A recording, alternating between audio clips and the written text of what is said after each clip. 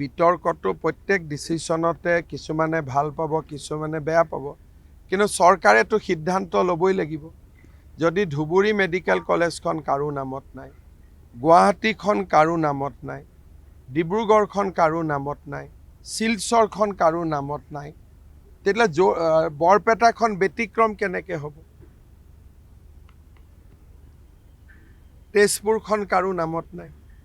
এখন medical college যদি নামত থাকে, বাকী এখনো নামত নাথাকে, বাহিৰৰ পৰা মানুহে এইখন মেডিকেল কলেজক প্ৰাইভেট মেডিকেল কলেজ বুলি ভাবিবনে নাভাবে?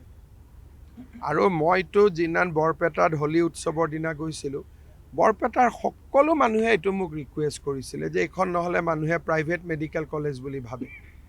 গতিকে আমিতো ৰাইজৰ মতামত লৈহে কামখিনি কৰিছোঁ। আৰু আমি ফকৰুদ্দিন আলি আহমেদৰ নামত গুৱাহাটীত আমি ভাল অনুষ্ঠান দিম। ইয়াত বিতৰ্ক কৰাৰ কথা নুঠে। আমি গুণীক সন্মান আমি কৰিমেই।